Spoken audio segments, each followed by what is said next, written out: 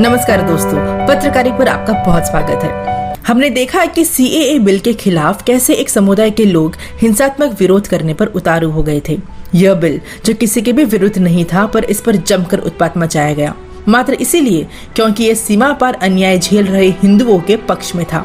लेकिन आज के इस वीडियो में हम सीएए की नहीं बल्कि एक घोर हिंदू विरोधी बिल, कम्युनल वायलेंस बिल, सांप्रदायिक हिंसा बिल की बात करेंगे। वो हम ये बिल लाएंगे और वो समझा के हम बताएंगे और एज फार एज पॉसिबल उसमें सब समझौता होके ये बिल पास करवाए। सौभाग्यवश 2014 में कांग्रेस सरकार नहीं लौट सकी, अन्यथा ये बिल आज यथार्थ रूप से देश में लागू होता। इस बिल की रूपरेखा को सोनिया गांधी की विशेष टीम ने बनाया था, जिसे एनएसी भी कहते हैं। इस टीम में दर्जन भर से ज्यादा सदस्य थे और सब वही थे जिन्हें अर्बन नक्सल्स कहा जाता है। इस बिल के प्रावधानों पर एक नजर डालते हैं और जानते हैं कि कैसे ये बिल एक घोर हिंदू विरोधी बिल है। इस बिल में प्रावधान था कि दंगों के दौरान अल्पसंख्यक से संबंधित किसी भी मामले की सुनवाई कोई हिंदू जज नहीं कर सकता था।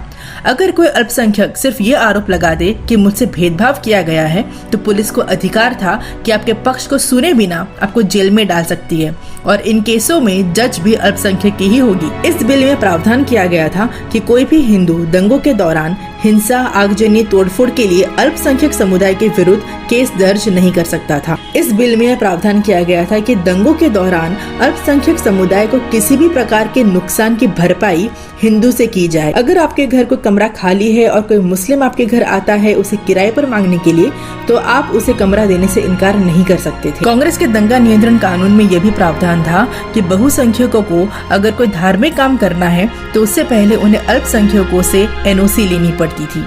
ये सोचने वाली बात है कि कश्मीर से लाखों हिंदुओं को मारा गया, हजारों सिखों का कत्लेआम किया गया, अमरनाथ यात्रा में सैकड़ों हिंदू मारे गए, केरल, बंगाल में आए दिन हिंदू विरोधी षड्यंत्र व हत्याएं हो रही है। क्या कभी हमें इस तरह का विरोध सड़कों पर देखने को मिला? इससे ये कहना गलत नहीं होगा कि भारत वह देश है जहां हिंदू बहुसंख्यक में होते हुए भी उनको कितना भी प्रताड़ित किया जाए, चाहे सीमा के पार या सीमा के भीतर, कभी कोई हंगामा खड़ा नहीं होगा। लेकिन जैसे ही बात दूसरे समुदाय की आएगी, फिर वह चाहे विश्व के किसी भी कोने में क्यों ना हो, भारत के सभी बुद्धिजीवी, मीडिया जगत, बॉलीवुड, सेक्युलर नेता सब मिलकर भारत को जलाने के लिए लामबंद हो उठेंगे।